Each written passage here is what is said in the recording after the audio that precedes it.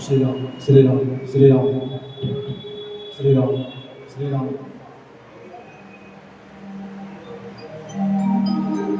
श्री राम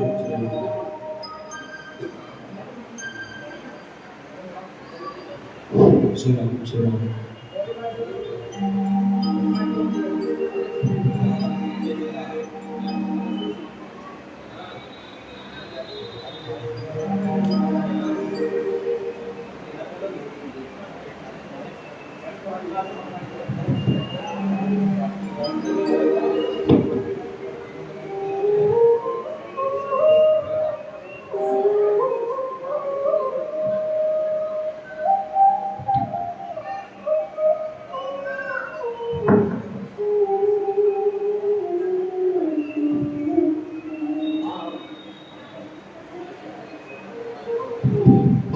राम श्री राम श्री राम श्री राम लोकाभिरामं रणरङ्गधीरं राजीवनेत्रं रघुवंशनाथं कारुण्यरूपं करुणाकरन्तं श्रीरामचन्द्रं शरणं प्रपद्ये मनोजवं मारुततुल्यवेगं जितेन्द्रियं बुद्धिमतां वरिष्ठं वातात्मजं वानरयूथमुख्यं श्रीरामदूतं शरणं प्रपद्ये गङ्गातरङ्गरमणीयजटाकलापम् गङ्गातरङ्गरमणीयजटाकलापम् गौरीनिरन्तरविभूषितवामभागम् नारायणप्रियमनङ्गमदापहारम् वाराणसीपुरपतिं भज विश्वनाथम्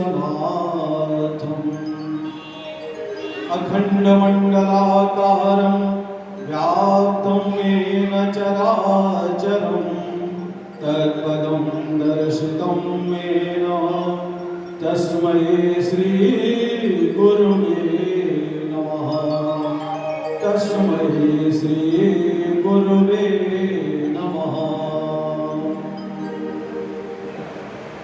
अखिल ब्रह्मांड के नायक सर्वेश्वर ईश्वर जगन नियंता जगदाधार पार ब्रह्म परमेश्वर भगवान भूत भावन भोलेनाथ सांब सदाशिव के चरणों में नमन। परात्पर परम ब्रह्म परमात्मा श्री राम के चरणों में नमन। अनंत हनुमंत बलवंत हनुमंत लाल जी के चरणों में साष्टांग प्रणाम। गोस्वामी तुलसीदास जी को सादर नमन।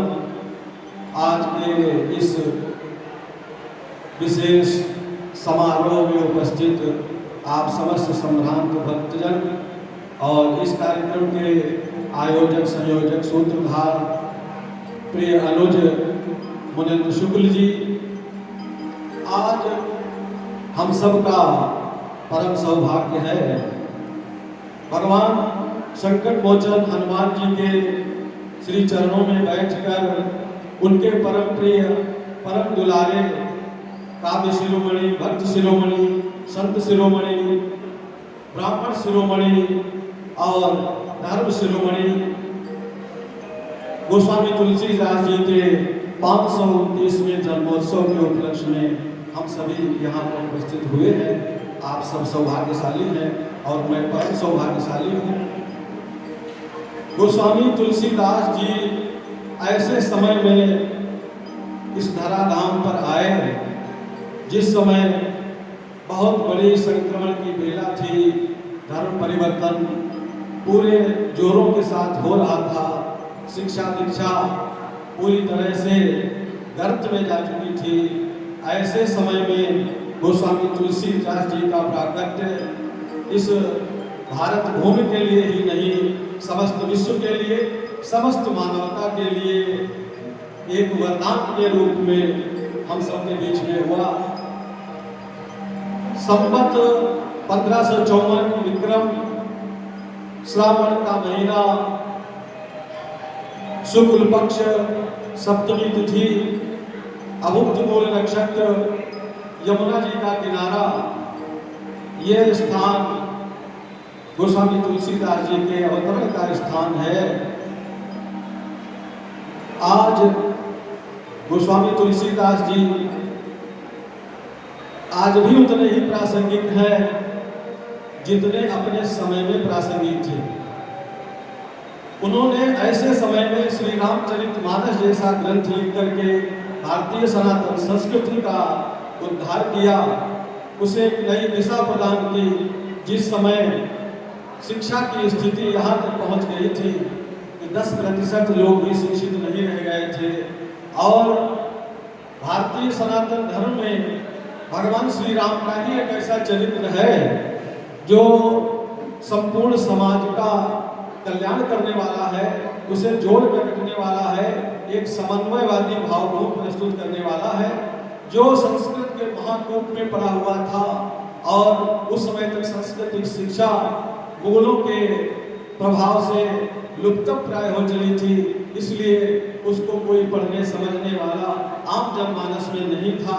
बहुत ही गिने चुने लोग रह गए थे जो राम के चरित्र को वाल्मीकि रामायण, अध्यात्म रामायण, स्कंद पुराण, श्रीमद् भागवत महापुराण, देवी भागवत, अन्य भी ग्रंथों में जहाँ भी श्री रामचरित्र का उल्लेख है पढ़ते थे, लेकिन आम जनमानस तक उसे पहुँचाने का बहुत ही कठिन, बहुत ही दुरूह कार्य उस समय हो गया था, जिसे सरलता और सहजता के साथ गोस्वामी तुलसीदास जी ने लोक भाषा अवधि में मानस की सर्जना करके और हम सबके लिए कल्याण का एक मार्ग प्रशस्त कर दिया।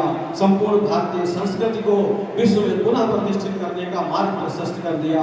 हम सब धन्य हुए, एक धरती धन्य हुई।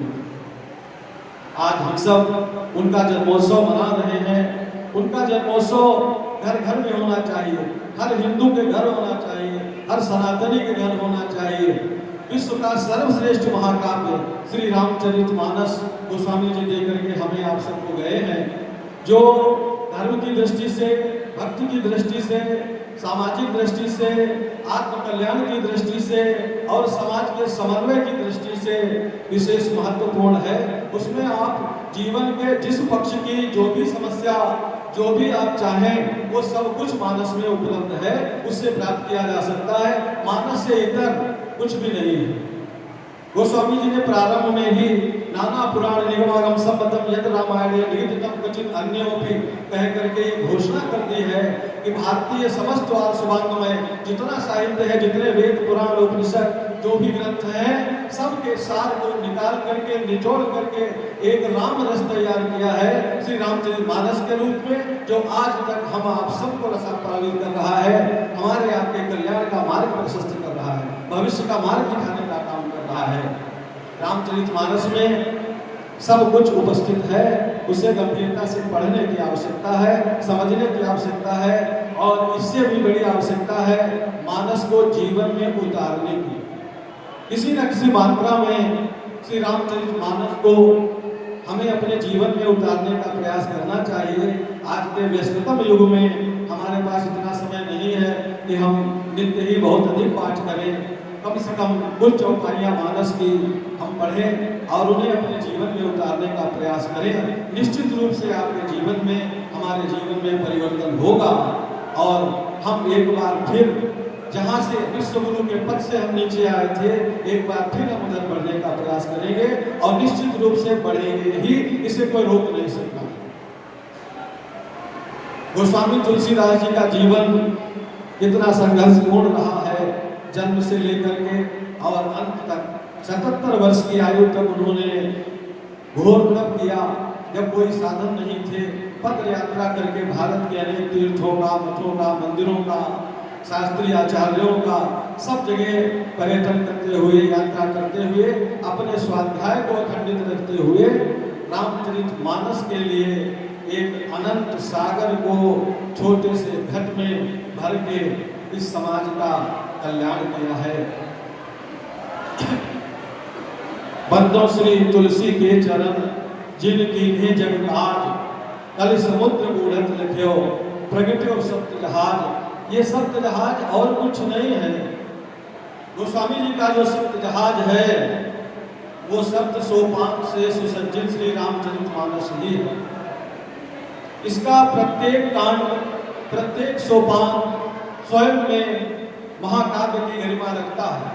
यद्यपि साहित्य की भाषा में, काव्य शास्त्र में एक महाकाव्य के लिए 7 से अधिक सर्ग होने चाहिए, लेकिन श्री रामचरितमानस केवल 7 सोपान का महाकाव्य है, जो संपूर्ण साहित्य में शिरोमणि है और जितने महाकाव्य हैं सब में सर्वश्रेष्ठ माना जाता है। केवल भारत ही नहीं, अमेरिका, ब्रिटेन, फ्रांस, जर्मनी, जहाँ कहीं भी विश्वविद्यालय हैं पूरे विश्व में हिंदी पढ़ाई जाती है, वहाँ पर श्री रामचरितमानस अवश्य पढ़ाया जाता है। क्योंकि श्री रामचरितमानस केवल एक ग्रंथ नहीं है, वो हमारा जीवन प्रबंधन है। मित्र के साथ कैसा व्यवहार होना चाहिए, शत्रु के साथ कैसा व्यवहार होना चाहिए, माता पिता के साथ कैसा व्यवहार होना चाहिए, पुत्र के साथ कैसा व्यवहार होना चाहिए, आम जनमानस के प्रति कैसा व्यवहार होना चाहिए, संतों महंतों के प्रति हमारी क्या दृष्टि होनी चाहिए, आप सब चीजें रामचरितमानस से ग्रहण कर सकते हैं। वहाँ एक एक चीज, एक एक वस्तु को सूत्र सिद्धांत के रूप में स्थापित किया गया है। और जो अकाट्य है, जो कुछ बाबा लिख दें, जो गोस्वामी जी ने लिख दिया है, वह प्रमाण है। यद्यपि वो स्वयं घोषणा करते हैं, कवित विवेक एक नहीं मोरे, कवित विवेक एक नहीं मोरे, सत्य कहाँ लिख कागज कोरे, कवि न हो नहीं बचन प्रवीणों, सकल कला सब विद्याहीनों, स्वयं घोषणा करते हैं।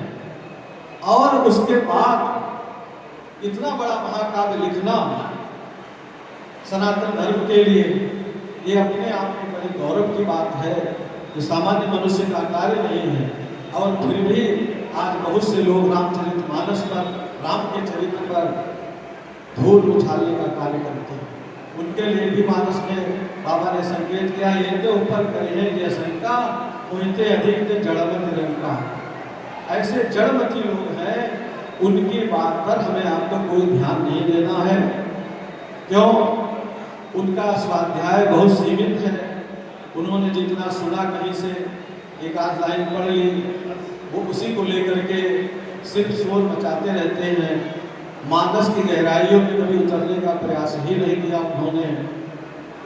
जिस दिन मानस का रहस्य ऐसे लोगों की समझ में आ जाएगा, उस दिन उनका जीवन धन्य हो जाएगा। और मैं तो प्रार्थना करूंगा हनुमान जी से कि सबको सद्बुद्धि प्रदान करें, जो मानस के पक्ष में है और जो मानस के विपक्ष में भी है, उन्हें भी सद्बुद्धि भगवान प्रदान करें। और निश्चित रूप से एक दिन प्रदान करेंगे। वैसे तो रामचरितमानस का विरोध जब से लिखा गया 500 वर्ष, 550 वर्ष लगभग हो गए होंगे, तब से मानस का विरोध हमेशा होता रहा है और शायद आगे भी होता रहे। क्योंकि जहाँ स्तुति होती है वहीं निंदा होती है, जिसकी स्तुति नहीं होगी उसकी निंदा भी नहीं होती। कभी आपने नहीं सुना होगा किसी रिक्शे वाले ने 100 करोड़ का घोटाला किया हो, उसकी बुराइयां हो रही हो। कभी नहीं सुना होगा किसी चाट वाले ने 5 स्टार होटल खोल दिया हो, ऐसा सुना कभी नहीं सुना है। क्योंकि जो समर्थ होता है उसी की समाज में आलोचना भी होती है, और जितनी आलोचना होती है उतना ही आप समझिए कि आप सामर्थ्यवान हैं, आप समाज में आगे बढ़ रहे हैं, आपका महत्व बढ़ रहा है। जो भी हमारी आलोचना कर रहा है किसी रूप में, आप उसे धन्यवाद भी दीजिए, क्योंकि वो किसी न किसी रूप में हमारा ही प्रचार प्रसार कर रहा है। तो आज के इस पावन अवसर पर गोस्वामी जी के श्री रामचरितमानस से पंचम सोपान श्री सुंदरकांड का इस समय युग चल रहा है। इस समय यदि कहा जाए सुंदरकांड युग चल रहा है। आप यहाँ से लखनऊ तक कहीं भी आप चले जाओ, दिल्ली कहीं भी चले जाओ, आपको सर्वाधिक सुंदरकांड का पाठ होता हुआ मिलेगा। क्यों? कलयुग में ये पाठ ही केवल हमारे आपके उद्धार का, कल्याण का मार्ग है, दूसरा कुछ नहीं है। ना यज्ञ हो सकता है, ना तप हो सकता है, ना जप हो सकता है, क्योंकि मन स्थिति ही किसी की स्थिर नहीं है। तन मन दोनों से जीव दुर्बल हो चुका है, इसलिए केवल पाठ, और उसके लिए भी मानस में लिखा है, साधक नाम जपन लय लाए, मधुरता के साथ पाठ होना चाहिए, और वो निश्चित रूप से एक दिन हम आपको बदलेगा, परिवर्तन लाएगा हमारे आपके जीवन में। कुछ बुराइयां छूटेंगी, कुछ अच्छाइयां आएंगी, और हम निश्चित रूप से आगे बढ़ेंगे। आज अभी आप सब लोगों ने मुनेन्द्र भैया के द्वारा श्री सुंदरकांड का पाठ सुना। मानस में एक चौपाई है, राम कथा जे सुनत लगाही, रस विशेष जाना तिन नहीं। तो पाठ करने से एक माधुर्य का हमें बोध तो होता ही है, जो हमारे मस्तिष्क से लेकर के हमारे हृदय मंदिर तक एक पवित्रता का संचार करता है, एक ऊर्जा का संचार करता है। यह निश्चित रूप से निर्विवाद सत्य है, परंतु इसके साथ साथ जब तक उसकी गहराइयों में ना पहुंचा जाए, उसके रहस्यों को ना समझा जाए, तब तक कुछ बात अधूरी सी रहती है। तो समय का अभाव है, 40-45 मिनट की सीमा निर्धारित है। तो आज सुंदरकांड अभी सुना हम लोगों ने, तो हम चाहते हैं कि थोड़ी सुंदरकांड की ही चर्चा प्रारंभ कर ली जाए, और समय सीमा जहाँ समाप्त हो जाएगी वहीं विराम हो जाएगा। ठीक है? पिछले वर्ष सुंदरकांड की पृष्ठभूमि की चर्चा हम आप सबने करी थी। मुझे जहाँ तक स्मरण है, मंगलाचरण तक हम लोग पहुँच गए थे, और वो मंगलाचरण थोड़ा सा तो आगे इस बार बढ़ी जाए, ऐसा हमारा भी इरादा है। सुंदरकांड की सबसे पहली चौपाई, अगर मंगलाचरण से लेंगे तो फिर आगे नहीं बढ़ पाएंगे, इसलिए सुंदरकांड के सीधे पहली चौपाई, जामवंत के वचन सुहाए, सुन हनुमंत हृदय यत भाए। तो यहाँ पर सुहाए वचन का प्रयोग किया है गोस्वामी जी। वचन सुहाए, सुहाए वचन कैसे होते हैं? जैसे किसी ने आपको आदेशित किया विनम्र भाव से, और उसकी वाणी आपके मस्तिष्क से होती हुई आपके हृदय तक पहुँचे, और हृदय में एक आह्लाद उत्पन्न हो, एक प्रसन्नता उत्पन्न हो। इस तरह के जब वचन हमारे कर्ण रंध्रों के द्वारा हमारे भीतर तक पहुँचते हैं, तो हृदय प्रसन्न हो जाता है। ऐसे वचनों को हम सुहाए वचन कहते हैं। हनुमान जी को हृदय में प्रसन्नता हुई, जामवंत जी का आदेश हुआ, और हनुमान जी ने माता सीता की खोज के लिए प्रस्थान भगवान श्री राम का जय घोष करते हुए एक पर्वत से हनुमान जी ने छलांग लगाई। मैं सीधे सीधे चल रहा हूं। अब आप देखिए, मानस में चौपाई है सुंदरकांड में, जहिगिर चरण दे हनुमंता, चलो सुगा पाताल तुरंता। यहाँ पे प्रश्न खड़ा कर देते हैं बहुत से भक्तजन, हनुमान जी तो बचपन से ही पर्वतों पर ही उछलते कूदते रहे, उन्हें पता था कि हमें आगे बहुत लंबी लंबी छलांगें लगानी है, तो इस पर्वत की चोटी से उस पर्वत, उस पर्वत की चोटी से उस पर्वत, पर्वतों पर निरंतर अभ्यास ही करते रहे, परंतु कोई भी शिलाखंड धरती में नहीं धसा, सब रहे जहाँ के तहाँ। अच्छा, जब सूर्य भगवान को फल समझ करके हनुमान जी ने छलांग लगाई थी, क्या उससे ज्यादा कभी प्रेशर पहाड़ पे पड़ा होगा किसी पर्वत पे? उस समय भी पर्वत पाताल में नहीं धसा, पृथ्वी में भी नहीं धसा। जब लक्ष्मण के लिए संजीवनी मूर्ति लेने गए, तब भी बहुत लंबी छलांग लगाई थी हनुमान जी ने, तब भी कोई पहाड़, कोई पत्थर या जमीन का कोई खंड धसा नहीं। इसके पहले और भी बहुत सी छलांगें हनुमान जी ने लगाई हैं। जब भरत जी को सूचना देने के लिए गए हैं, तब भी छलांग लगाई है उन्होंने, लेकिन कोई पर्वत धसा नहीं।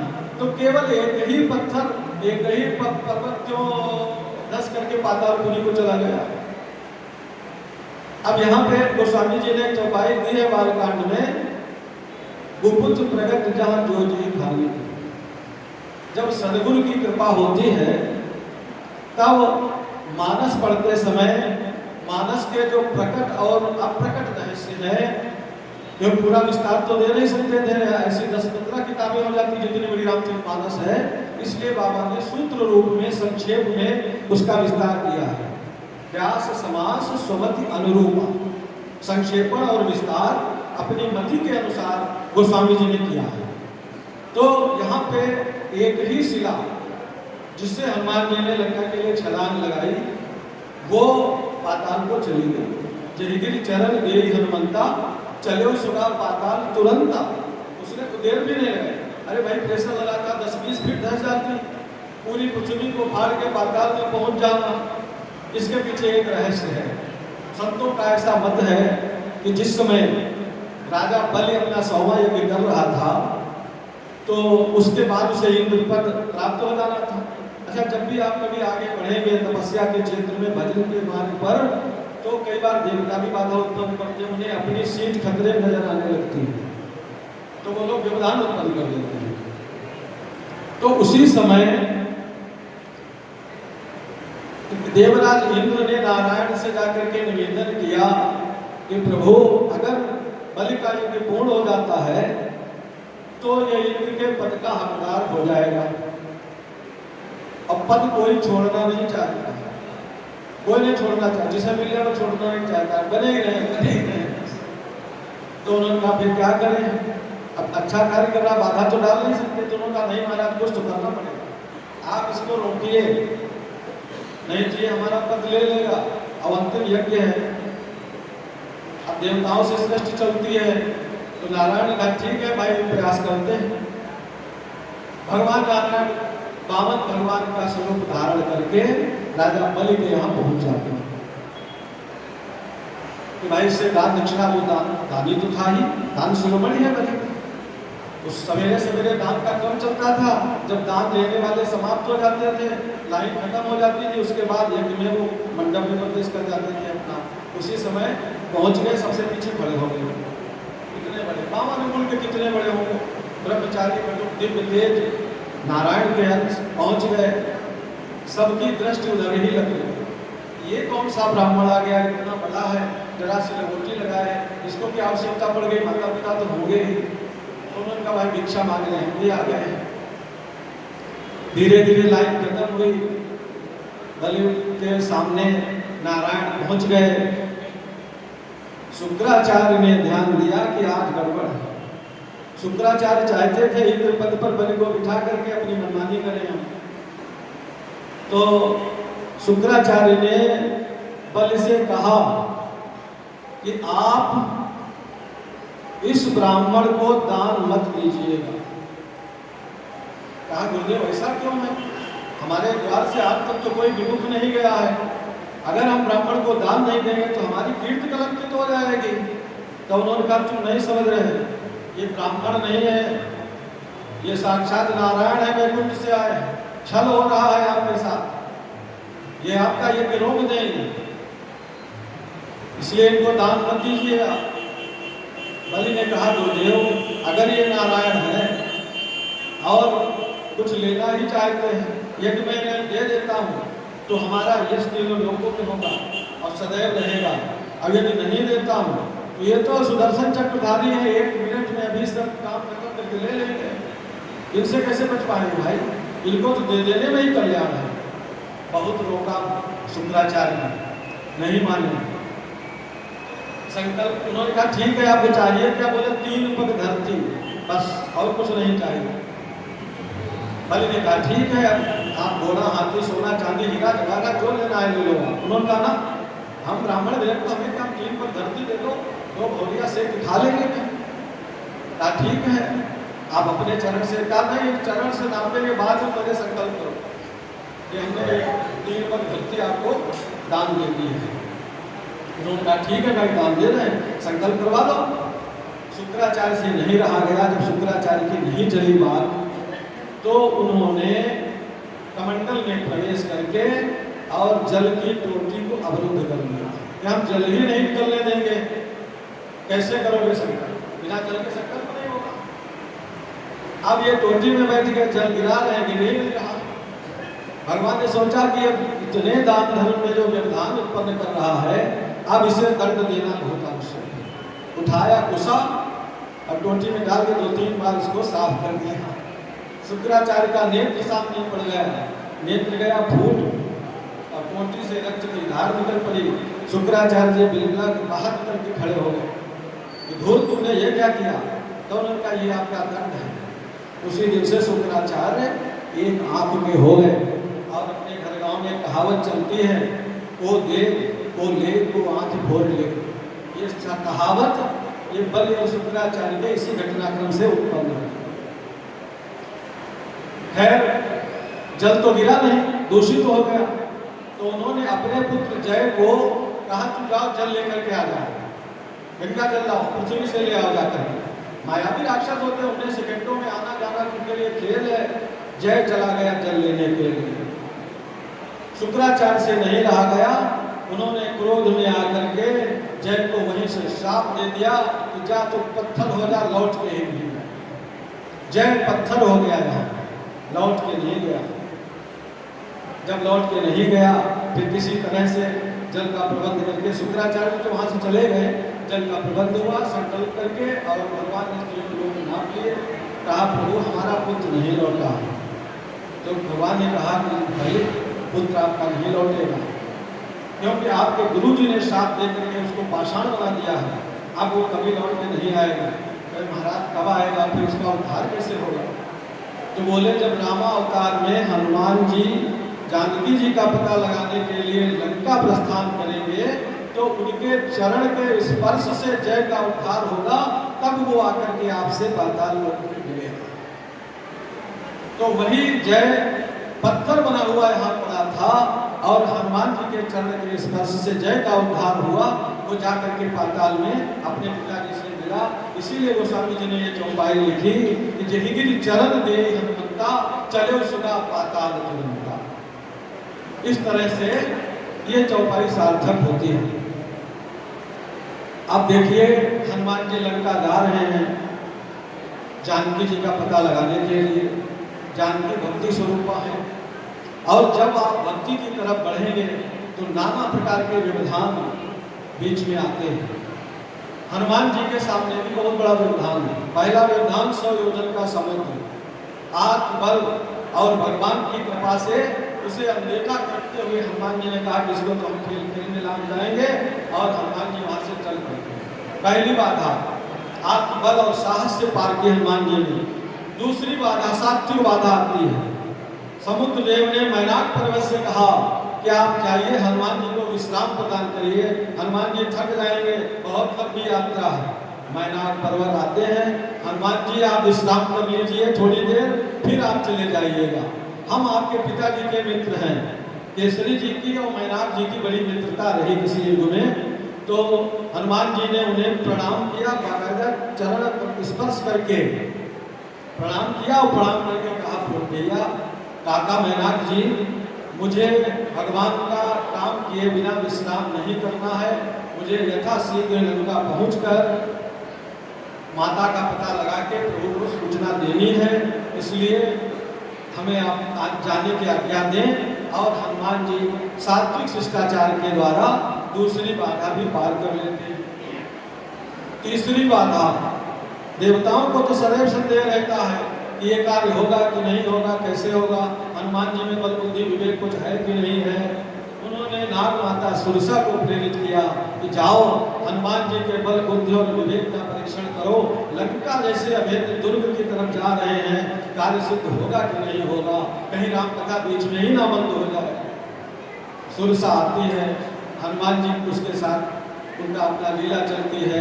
कभी वो 10 योजन का, कभी 50 योजन का, कभी 20 योजन का, कभी 32 योजन का बढ़ाती है। हनुमान जी बढ़ाते चले जाते हैं और जब 100 योजन का मुख सुरसा बना लेते हैं तो हनुमान जी परम लघु रूप में आकर के और मुख के अंदर जा करके निकल आते हैं। कहते माता मैं आपके मुख के अंदर होकर के आ गया हूँ, आप मुझे जाने की आज्ञा दीजिए। इस तरह से हनुमान हनुमान जी की बुद्धि बल विवेक का परीक्षण करके सुरसा चली जाती है। उसने कहा हनुमान जी मैं आपको खाने के लिए वैसे भी नहीं आई, ये तो देवताओं के कहनी थी कि जाकर के मैं आपकी बुद्धि की परीक्षा करूं, इसलिए मैं केवल परीक्षा लेने के लिए आई थी। आप सफल हैं, आप जाइए, आपके सब कार्य सिद्ध होंगे। तीसरी बाधा पार होती है। अब चौथी बाधा जिसमें बल प्रयोग करना ही करना हनुमान जी को पड़ा, सिंहिका नाम की राक्षसी। बताइए संसार में ऐसा कोई दूसरा राक्षस नहीं हुआ जो जीव की परछाया को पकड़ के उसे खींच लेता हो, ऐसी शक्ति केवल और केवल सिंहिका में थी। सिंहिका ने हनुमान जी की छाया को पकड़ा, हनुमान जी को धीरे धीरे खींच करके अपने हाथ में पकड़ लिया। हनुमान जी ने कहा कि ये तो बड़ा गंभीर विषय है और इससे भी निपटना ही पड़ेगा। उसने हनुमान जी को पकड़ा और पकड़ करके मुंह में डाल लिया। हनुमान जी ने तुरंत गोलक रूप में पहुंच गए और जा करके सीधे गदा का एक प्रहार किया। सिंहिका के मस्तक के दो टुकड़े हुए और हनुमान जी श्री राम जी का जय घोष करते हुए उसके मस्तक से बाहर निकल आए और सिंहिका सीधे समुद्र में समा जाती है। इस तरह से हनुमान जी ने ये बाधाएं पार की। अब अंतिम बाधा इनके सामने लंकिनी के रूप में प्रकट हो गई।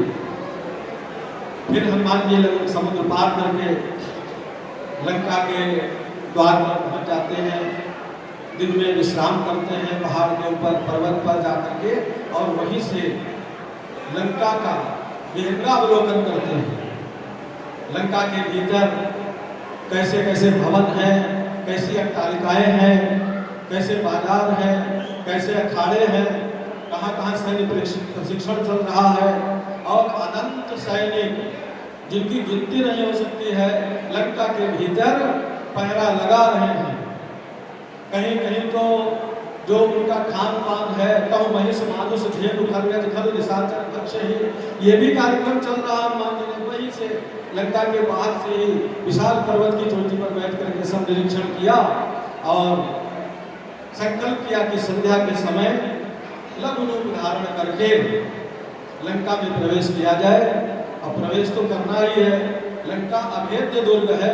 इसके पहले लंका में कोई भी बिना परमिशन के बिना आज्ञा के प्रवेश नहीं कर सका। हनुमान जी ऐसे पहले व्यक्ति थे जो लंका में प्रवेश कर सके। अति लघु रूप में हनुमान जी लंका के द्वार पर पहुंचते हैं। पहरेदारों से दृष्टि बचाते हुए जब प्रवेश करने लगते हैं तब लंकिनी का सूक्ष्म सीसीटीवी कैमरा जिसे हम कह लें वो इतना जबरदस्त था कि लंका के चारों द्वार और संपूर्ण लंका का परगोटा उसकी दृष्टि में रहता था। एक मुद्दा भी लंका के अंदर बिना लंकिनी के आज्ञा के नहीं जा सकता था। उसने तुरंत देखा, आ गई, कहा ये कौन बानर है। हनुमान जी बहुत छोटे, मसक समान रूप हरी लंका चले सुमिर हरी, बहुत छोटा रूप बनाया। मसक माने मच्छर भी होता है, मसक माने बिल्ली भी, बिलाल भी होता है, कई रूप है उसके। तो आप समझ लो 1-1.5 किलो के छोटे से बानर के रूप में ही रहे होंगे, मच्छर के रूप में तो नहीं रहे होंगे। तो लंकिनी से आमना सामना हो गया। लंकिनी लंका की सुरक्षा की प्रमुख अधिकारी थी। जैसे भारत के सुरक्षा सलाहकार होते हैं, ऐसे ही लंकिनी पूरी लंका की सुरक्षा की प्रमुख अधिकारी थी। और रावण ने नहीं नियुक्त किया था उसको ब्रह्मा जी ने नियुक्त किया था कि जाओ लंका का पहरा तुम्हारे अधिकार में है। और एक शर्त मत लगा दी थी कि जब तक किसी के आघात से तुम्हें चोट न पहुंचे तब तक राक्षस सुरक्षित है। और जिस दिन किसी बानर के मुष्टिका प्रहार से तुम्हें आघात पहुंचेगा उसी दिन समझ लेना कि राक्षसों का अंत निकट है। उसने हनुमान जी को कई प्रकार से परेशान भी किया, पैर से दबाने की कोशिश की, मारने की कोशिश की। हनुमान जी ने बड़ी प्रार्थना की कि मैं साधारण सा बानर हूँ और लंका की सुंदरता मैंने बड़ी सुन रखी है, बड़े चर्चे हैं, सोने का भवन, सोने की अट्टालिकाएं, महल है, सोने के बाजार हैं, मार्ग हैं। लंका संसार का सबसे अद्भुत और पहला प्लान सिटी था। जो पूरा नक्शे से बसा हुआ था, कुबेर की नगरी थी। तो उसे देखने की जिज्ञासा मुझे यहाँ ले आई है। तो हे देवी, कृपा कर मुझे जाने दो, मैं लंका का दर्शन करके लौट आऊँगा और फिर मैं चला जाऊँगा। हनुमान जी ने बहुत प्रयास किया, लेकिन लंकिनी नहीं मानी। उसने कहा, जहाँ तक लंका में घुसने वाला कोई व्यक्ति मुझे दृष्टि में आ जाएगा, चोरी से घुसेगा, वो हमारा आहार है और हमारा कोई वेतन नहीं है, हमारा यही वेतन है। लंका में घुसने वाले समस्त चोरों को खा जाओ, उनका कोई मुकदमा नहीं, कोई रिपोर्ट नहीं, कोई केस नहीं, कुछ नहीं। इसलिए अब तुम मेरे आहार हो। हनुमान जी ने सोचा ये तो बड़ी मुसीबत है, जाने देगी नहीं और अब कुछ करना ही पड़ेगा। भगवान श्री राम के नाम का जयघोष करते हुए हनुमान जी ने एक पुस्तिका लंकिनी के मुख पर दी और लंकिनी भरभरा करके अचेत होकर के गिरी, रक्त का बमन करने लगी। पहली बार ऐसा हुआ जब लंकिनी को आघात लगा और वो धरती पर गिरी, अचेत सी हुई, थोड़ी देर में संभल कर उठी, मुख से रक्त बह रहा था। उसने कहा कि हम वानर तो साधारण नहीं, जरूर कोई विशेष शक्ति है तेरे अंदर। मुझे ब्रह्मा की भविष्यवाणी याद आ रही है। ब्रह्मा जी ने मुझसे कहा था कि जब किसी वानर के आघात से तुझे चोट लगे तब समझ लेना राक्षसों का विनाश निकट आ गया है और आज से अब राक्षसों का विनाश प्रारंभ होने वाला है और मेरे बहुत पुण्य जाग गए हैं, तो तुम्हारे दर्शन हुए हैं और तुम लंका में जा करके श्री रघुनाथ जी का स्मरण करते हुए अपने सारे कार्य संपन्न करो और मेरा उद्धार करने के लिए आपका बहुत बहुत धन्यवाद, बहुत बहुत आभार। हनुमान जी को प्रणाम करके वो परलोक सिरहार गए। हनुमान जी लघु रूप में लंका में प्रवेश करते हैं और रात भर हनुमान जी ने अन्वेषण किया। मंदिर मंदिर ब्रज कर शोभा, देखे जहाँ तहाँ विनीत जोधा, तमाम सारी चौपाइयाँ हैं। एक एक भवन में मंदिर शब्द अब केवल देवालय के लिए प्रयोग में चलता है। कुछ वर्षों से पहले मंदिर शब्द सबके साधु संतों का घर हो, ब्राह्मण का घर हो, गुरु का घर हो, सबके लिए मंदिर शब्द ही चलता था। और जो आज मंदिर हम लोग कह रहे हैं इसके लिए देवालय शब्द चलता था। इसलिए बाबा ने लिखा रावण का घर है, देखिए उसके तमाम महल हैं, 18,000 रानियां थी उसके, तो अनेक महल होंगे, अनेक नौकर होंगे, सबके लिए उन्होंने लिखा मंदिर मंदिर प्रचकर सोचा। एक एक भवन में जाकर के हनुमान जी ने अति लघु रूप में अन्वेषण किया, लेकिन माता जानकी का कहीं कोई पता नहीं लगता। अंत में एक भवन अलग से दिखाई दिया उन्हें। रावण का सगा भाई विभीषण जो भगवान का परम भक्त था और रावण का भी परम प्रिय था, केवल उसे ही परमिशन था कि तुम मंदिर बना करके और जिसकी चाह पूजा करो। नारायण का मंदिर अलग से उसके घर में बना हुआ था। अब वो नित्य अपना संध्योपासन का कार्य करता था। सवेरे का समय हनुमान जी ने देखा तुलसी के वृक्ष लगे हुए हैं, राम जी के आयुध शंख चक्र गदा पद्म धनुष बाण सब बने हुए हैं। अलग से एक मंदिर है, देवालय वहाँ पर बना हुआ है। हनुमान जी ने सोचा निश्चित रूप से यहाँ कोई सज्जन पुरुष रहता है, साधु पुरुष रहता है, इसलिए इससे मुझे मिलना ही चाहिए और आगे का मार्ग यहीं से मिलेगा और वहीं से उन्हें आगे का मार्ग भी मिलता है। रावण विभीषण का जो महल था उसके द्वार में 2 पल्ले सब जगह होते हैं। एक पल्ले पर रा लिखा हुआ था, दूसरे पर माँ लिखा हुआ था। तो उसने अलग अलग इसलिए लिखा रखा था कि कहीं रावण को संदेह ना हो जाए कि ये राम के भक्त हैं तो हमारे साथ कोई दुर्घटना घट जाए। लेकिन रावण तक ये शिकायत एक दिन पहुंच ही जाती है कि आपके भाई जो देशद्रोह कर रहे हैं उन्होंने अपने द्वार पर आपका नाम न लिखवा करके राम जी का नाम लिखवा रखा है, राम लिखा है द्वार पर। रावण को आश्चर्य हुआ कि विभीषण हमारे साथ विद्रोह तो नहीं कर सकता, हमारे हर आदेश का पालन करता है।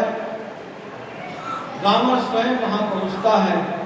विभीषण ये क्या है? तो भैया क्या है? कुछ नहीं है। तो बोले द्वार पर तुमने हमारे शत्रु का नाम क्यों लिख रखा है? कहा भैया शत्रु का नाम नहीं है, ये तो आपका ही नाम है, हम तो नित्य आपका ही नाम लेते हैं। अब बचना है तो कुछ न कुछ तो करना ही पड़ेगा, नहीं तो सिर कटवा देता उसी से कटवा। तो उन्होंने कहा ये तो राम राम राम लिखा हुआ है द्वार का नहीं।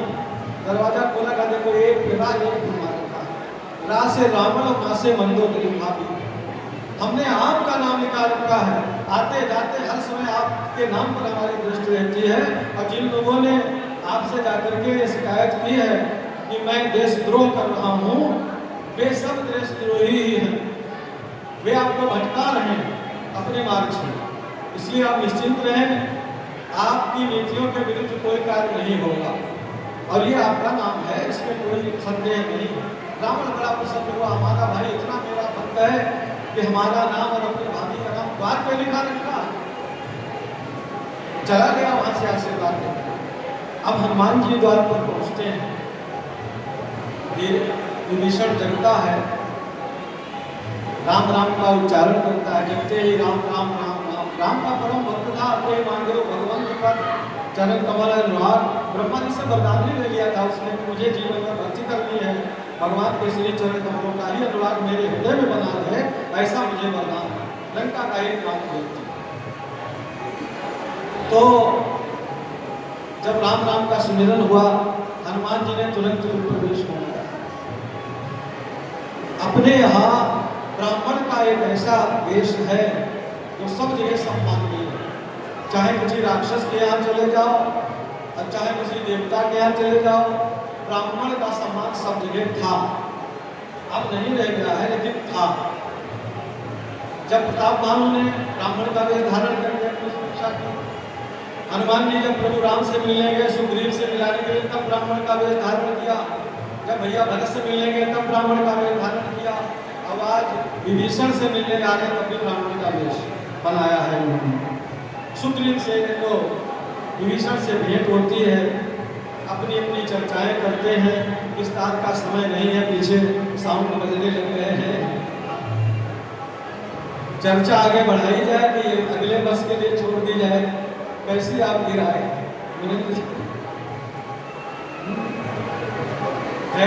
वहां से अशोक वाटिका का पता लगता है। हनुमान जी पुनः अपने वेश में आते हैं, विभीषण को अपना पूरा परिचय देते हैं, अपने असली स्वरूप में आते हैं। मैं लंका में माता जानकी का पता लगाने के लिए आया हूँ, अब मुझे अशोक वाटिका तक जाना है। विभीषण जी उन्हें मार्ग बता देते हैं कि आप जाइए और बहुत सावधान रहिएगा। जब से माता जानकी वहाँ पे लाई गई है, तब से वहाँ का पहरा बहुत ही सख्त कर दिया गया है। हनुमान जी अशोक वाटिका में अति लघु रूप में जाकर के पहुँचते हैं और जैसे ही जाकर के उस वृक्ष के ऊपर, अशोक वृक्ष के ऊपर जहाँ माता जानकी पधारी थी, वहाँ जाकर के बैठते हैं। उसी समय वहाँ पे रावण भी आता है, माता सीता को भयभीत करता है। नाना प्रकार के साम दाम दंड भेद सभी नीतियों से सीता जी को समझाने का प्रयास करता है। और अंत में माता सीता एक तिनका उठा करके तरण धर्य ओट कहत दे देही, सुमिर अवधपति परम स्नेही, सुन दसको खद्योत प्रकाशा, कमोत नलिनी करे विकासा। इस तरह से एक तिनका उठा करके माता ने रावण को रोक दिया। रावण ने चंद्रहास निकाली कि मैं अभी इसका सिर काट दूंगा। मंदोदरी साथ में थी, मंदोदरी को लगा कि लगता है रामलीला आज खत्म हो गया, क्योंकि एक सती के सतीत्व पर प्रहार करना यानी अपना सर्वनाश कर लेना ही है। इसलिए इस समय यदि लंकेश को नहीं रोका गया तो आज ही इसकी लीला समाप्त हो जाएगी। तुरंत उसने हाथ पकड़ के रोका, कहा ये आप क्या कर रहे हैं? आपका त्रिलोक विजयी चंद्रहास एक अबला स्त्री के ऊपर प्रहार करने जा रहा है, आप अपनी कीर्ति को कलंकित करना चाहते हैं। इतिहास क्या कहेगा आपको? एक नारी का हंका कहेगा। आपके लिए उचित नहीं। मंदोदरी बहुत विद्वान थी, बहुत नीतिवान थी, उसने समझा बुझा के रावण को रोका। खैर रावण ने एक माह का समय दिया और वहां से चला गया। समस्त निशाचरियों को आदेश देता है कि जाओ और सीता जी को नाना प्रकार से त्रास दो, इन्हें भयभीत करो, परंतु को क्षति नहीं पहुंचनी चाहिए, किसी प्रकार का प्रहार नहीं होगा, सिर्फ भयभीत करो ताकि सीता जी जो है वो 1 मास के भीतर ही अनुकूल हो जाए।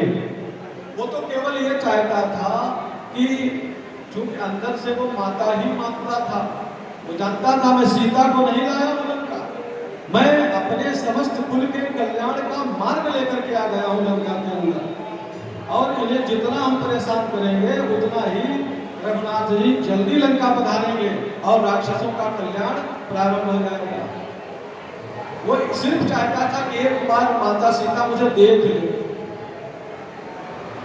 और समस्त रानियों को पटरानियों को दासी बनाने के लिए तैयार हो गया था कि एक बार विलोक मम हो रहा, एक बार केवल।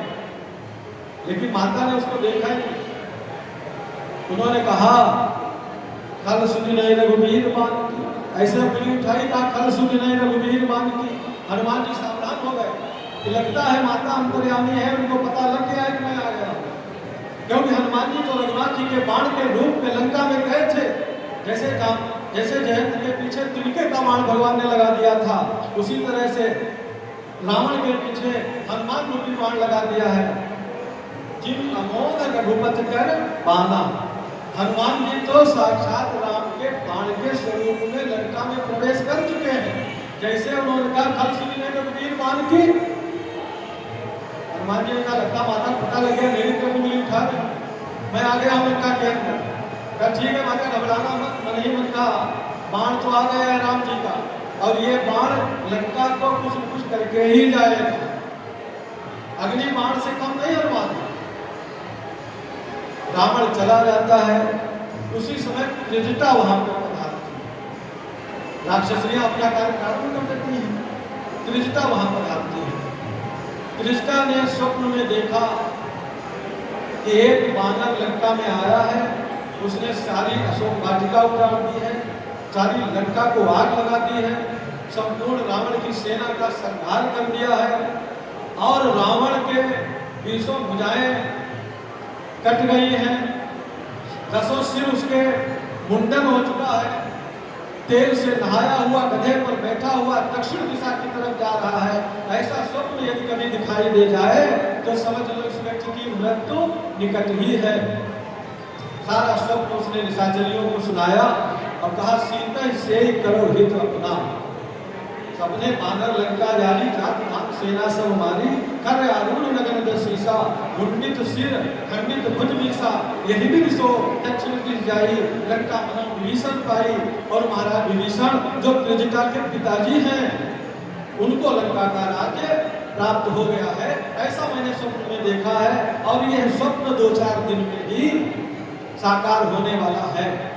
पर उन्हें ये नहीं पता था कि यह भी आधे घंटे बाद प्रारंभ हो जाएगा, क्योंकि राम जी का बाण तो वहां तैयार ही बैठा है, बस माता से भेंट होने की देर है। सारी राक्षसियों ने माता से प्रार्थना की, मां मुझे क्षमा करो, मेरे अपराध क्षम्य तो नहीं है, किंतु मैं तो रावण की आज्ञा के अधीन हूँ, इसलिए आप मेरे अपराध को क्षमा करिए, और आज से आपको कोई त्रास नहीं देगा, आज से सब आपकी सेवा में रहेंगे। सारी राक्षसियां अपने अपने घर चले जाते हैं। त्रिजटा भी माता सीता को ढांढस बनाती है, पुत्री सीते आप बिल्कुल चिंता मत करो, रघुनाथ जी की शक्ति का अभी राक्षसों को भान नहीं है, और यथाशीघ्र वो यहाँ आएंगे और आकर के इन राक्षसों का संहार करके आदर सहित आपको लेकर के जाएंगे। इसलिए आप ना अशोक से आग मांगिए, ना चंद्रमा से आग मांगिए, ना तारों से आग मांगिए, ना किसी से आग मांगिए, अब यहाँ आग मिलेगी भी नहीं, क्योंकि यहाँ तो समुच्चय साफ हो जाते हैं, आग की जरूरत ही नहीं लगता। लंका में आग कभी कभी लगती है, पहली बार लंका में आग लगने की संभावना है, स्वप्न में देखा है, लंका में आग का कोई काम ही नहीं है, वहाँ सेब केला थोड़े कोई खाता है। वो आप कहोगे अशोक वाटिका में इतने फलदार वृक्ष क्यों लगाए थे जब कोई खाता नहीं था? वो भैया भगवान शंकर का भक्त था, नित्य भगवान के भोग में वो फल अर्पण करता था, इसलिए अशोक वाटिका में नाना प्रकार के फल लगे रहते थे, ताकि राक्षस लोग नहीं खाते। वो तो कभी महेश मानुष देव खरे खल निशाचर बच्चे, उनका तो भोजन ही अलग था। त्रिजटा भी चली जाती है वहां से, कहा अब आप निश्चिंत हो जाइए, आपको कोई भय नहीं है। हनुमान जी ने देखा माता विलाप कर रही है, माता बहुत भयभीत है, और मेरे ही सामने रावण ने आकर के 1 महीने का समय दिया है, इसलिए कार्य थोड़ा शीघ्रता से करना पड़ेगा। तुरंत उन्होंने ऊपर से मुद्रिका भगवान श्री राम की गिराई। माता आश्चर्यचकित होती हैं।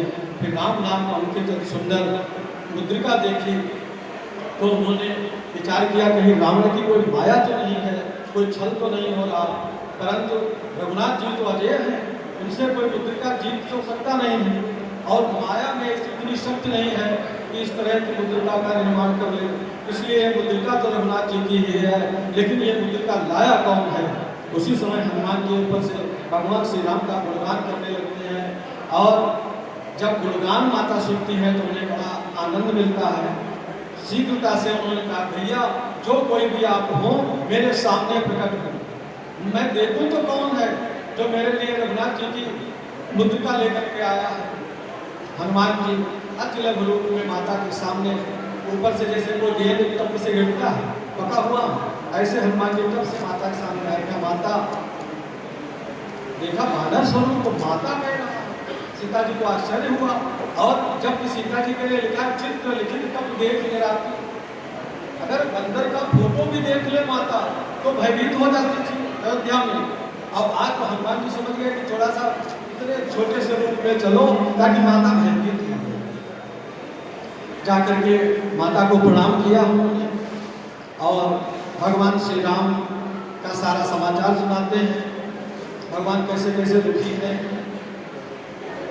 कैसे कैसे समय काट रहे हैं, उन्हें बिल्कुल पता नहीं है कि आप यहाँ हो। यदि जरा सा भी भान होता कि आप लंका में हैं तो मेरे प्रभु एक क्षण का विलंब नहीं करते, अब तक यहाँ आ करके आपको लेकर के चले जाते। इन राक्षसों का संहार करता हो चुका होता, किंतु आपका कोई समाचार नहीं मिल पाया। माता अब मैं आया हूँ 100 योजन का समुद्र लांघ करके आपका पता लगाने के लिए। अब मैं शीघ्र ही रघुनाथ जी को आपकी सूचना दे दूंगा और वो शीघ्र ही यहाँ पधारेंगे, आप बिल्कुल चिंता मत करें। माता ने कहा कि भैया ये बताओ जब तक हम साथ में रहे तब तक तो कोई बानरों से मित्रता थी नहीं रघुनाथ जी की। ये नर बानर है संगतों कैसे, तो कहीं कथा भाई सुनने को जैसे सारी कथा हनुमान जी ने सुना दी। सुग्रीव के यहाँ से लेकर के और लंका में प्रवेश करने है सब कुछ हो गया, विलाप भी हुआ, सब ढांढस भी बधाया। हनुमान जी ने कहा माता मैं आ गया, आप चिंता बिल्कुल मत करिए। और रघुनाथ जी की सेना में सुग्रीव के असंख्य बानर हैं। माता ने कहा क्या भैया आप ही की तरह हैं सब? तो हनुमान जी ने कहा हाँ माता है तो सब हमारी ही तरह, लेकिन बहुत है आप चिंता मत करो, इन राक्षसों से निपट लेंगे, फटाफट निपट लेंगे। उन्होंने कहा भैया अगर तुम्हारे जैसे हैं तो लंका पर आक्रमण करने का कोई लाभ नहीं। आपको देख करके तो मुझे संदेह हो रहा है, कहो इस समय यहाँ ना राक्षसियाँ हैं ना कोई है, पहरेदार में सब सोच आ गए हैं, नहीं तो अभी तक तो अनर्थ हो जाता। यहाँ बड़े बड़े भट्ट पहरा दे रहे हैं। भट्ट माने सिविल पुलिस, 3 प्रकार के हैं वहाँ पर, भट्ट, सुभट और महाभट्ट। भट्ट माने सिविल पुलिस और सुभट अर्धसैनिक बल, बीएसएफ वगैरह ये इस तरह वहाँ भी थे। और महाभट्ट कमांडो फोर्स, वो मेघनाथ वगैरह के साथ में रहते थे। विस्तार बहुत समय नहीं है उतना, तो यहाँ बहुत सारे भट्ट पहरा देते हैं। और कुशल करिए कि आप ऐसे समय आए जब कोई है नहीं। तो उन्होंने कहा माता जी आप चिंता मत करिए। तो जिस समय माता के मन में संदेह हुआ कि ये जरा जरा से बानर अगर आ भी गए किसी तरह से, मान लिया ये टापू वापू ढूंढता हुआ समुद्र चला आया होगा, किसी तरह से पहुंच गया यहाँ तक, छोटा है किसी नहीं पकड़ा उकड़ा होगा, लेकिन अगर जब सेना आएगी तब तो सबकी दृष्टि में होगी, तब तो बड़ा अनर्थ हो जाएगा। तो माता के मन में संदेह उत्पन्न हो गया कि ये बानर क्या करेंगे। शून्य कप प्रकट कीन निज देहा, हनुमान जी ने कहा माता जी देखना चाहिए, हम तो सोचना आप भयभीत न हो, इसलिए हम इस रूप में हैं, आपके पुत्र हैं। तो आप ये समझ लो इन राक्षसों से किसी भी क्षेत्र में हम लोग कम नहीं हैं, बिल्कुल कम नहीं है। ये अगर 100 हैं तो हम 125। हनुमान जी ने अपना विराट रूप प्रकट किया है सबसे पहले अशोक वाटिका में। जिस समय हनुमान जी ने विराट रूप धारण किया, आकाश की तरफ हनुमान जी का सिर स्वर्ण मुकुट से मंडित जिस समय आकाश मंडल की तरफ बढ़ने लगा, सारी लंका में अलौकिक प्रकाश छाने लगा।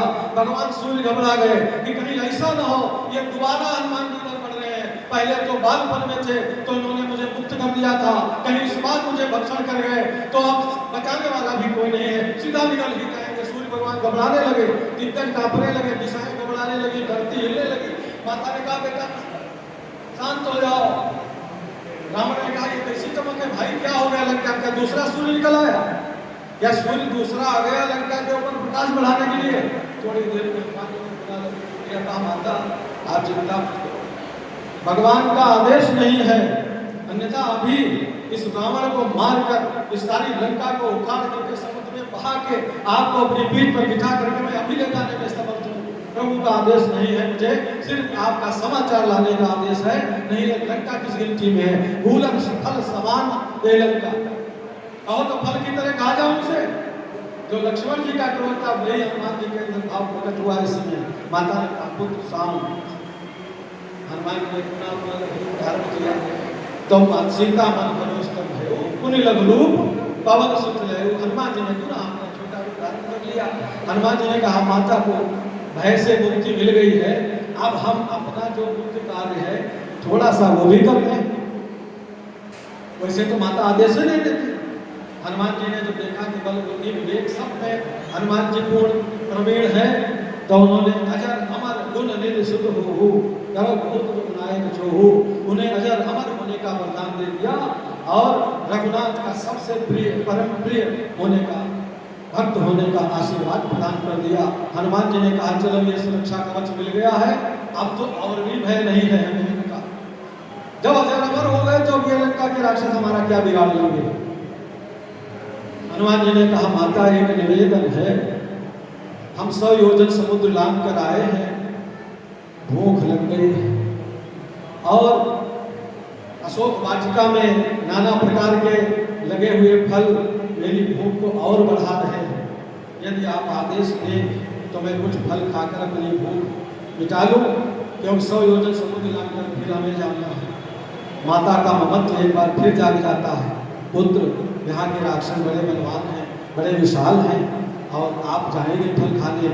यहाँ अशोक वाटिका में राज परिवार के अतिरिक्त कोई भी ना तो प्रवेश कर सकता है, ना यहाँ का फल फूल छू सकता है, छूट भी नहीं सकता। खाने की तो बात ही छोड़ दो, अब आप फल खाएंगे तो उन्होंने कहा माता जी तिनकर भय माता मोह नहीं, जो तुम सुख मानो मनवाए, आप प्रसन्न होइए मन में, इन राक्षसों का भय मुझे कैसे हो सकता है।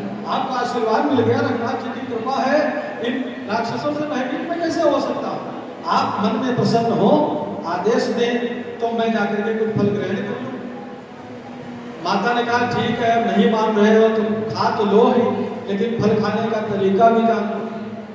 रघुपति चरण हृदय धरे तात मधुर फल खाओ। अब फल तो खाओ, लेकिन जाकर के जुट मत पड़ना, जो भूख बहुत ज्यादा लगी है, बहुत ज्यादा धोखा में चलता तो वो भोग लगाना भूल जाता, जल्दी जल्दी खाने लग जाता। तो कहीं हनुमान जी ऐसा ना कर बैठे, माता तो माता है, अब पुत्र कितना भी बड़ा हो जाए, कितना विद्वान हो जाए, माता के सामने तो पुत्र ही रहेगा वो। तो उनका वात्सल्य बार बार जागता है। पुत्र फल तो खाने जा रहे हो, लेकिन फल खाने का तरीका सीख लो। पहले रघुनाथ जी का स्मरण कर लो, उन्हें अर्पण कर लो, उसके बाद ये अशोक वाटिका के सारे फल रघुनाथ जी का प्रसाद समझ करके ग्रहण करो और जाओ। आदेश हनुमान जी ने कहा चलो ये भी काम बन गया। कहा माता एक निवेदन और, जब हम फल खाने जाएंगे तो ये पहरेदार हमारे ऊपर आक्रमण जरूर करेंगे, तो थोड़ी बहुत मार कुटाई भी होगी। जब ये हमें मारेंगे तो हम भी मारेंगे इनको, तो हो सकता है कुछ लोग घायल भी हो जाएं, चिल्लाएंगे भी, हो सकता है थोड़े बहुत राक्षस परलोक भी सिधार जाए। तो आप घबराइएगा नहीं, मैं आपको वचन देता हूँ, मैं सुरक्षित सकुशल लौट करके आपके चरणों में प्रणाम करूँगा और उसके बाद यहाँ से प्रस्थान करूँगा। हनुमान माता ने कहा कि जाओ। तो हनुमान जी ने कहा थोड़ा आगे बढ़ जाए, ज़्यादा यहीं पड़ोस में शुरू कर देंगे तो माता हो सकता है घबरा जाए, माता माता होती है। तो हनुमान जी थोड़ा आगे बढ़ गए अशोक वाटिका, जहाँ पर 10-10, 12 राक्षस पहरा देते थे, आगे बढ़ गए। लगे फल खाने तोड़ तोड़ करके हनुमान जी वृक्षों को उखाड़ उखाड़ करके सरोवरों में फेंकने लगे। सुंदर सुंदर वहाँ की आसंदियाँ, जो पत्थर के स्टूल वगैरह जिन्हें कहते हो आसंदी बोलते हैं, उखाड़ उखाड़ कर फेंकने लगे। राक्षसों ने देखा कि ये कौन ऐसा बानर है, आ गया, ये तो फल भी खा रहा, तोड़ तोड़ फेंक रहा है, मारने के लिए दौड़ पड़े, हनुमान जी को दौड़ा। हनुमान जी तो भागे नहीं, वो सिर्फ इसलिए वहाँ पे राउंड ले रहे थे ताकि अधिक से अधिक रावण के राक्षस यहाँ इकट्ठे हो जाएं, हमें घेरे, और उसके बाद हम इनको एक साथ परलोक भेजें। अगर 2-4 को मार के गए तो क्या फायदा, हमारे लंका आने का कोई अर्थ ही नहीं।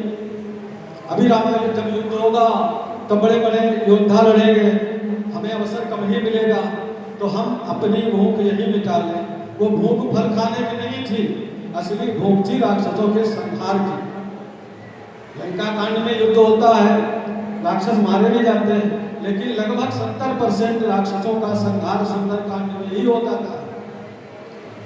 हनुमान जी ने सबको धीरे धीरे इकट्ठा किया, कुछ आगे से, कुछ पीछे से, कुछ दाएं से, कुछ बाएं से, अस्त्र शस्त्र लेकर के उन्होंने कहा मैं खड़ा हूँ भैया, अब इसे मारना है मुझे मारो, मैं भूखा था इसलिए फल तो मैंने जरूर खाए हैं और खाऊंगा अभी, आप लोग प्रहार करिए हमारे ऊपर, हमारा संहार कर दीजिए, कोई चिंता की बात नहीं।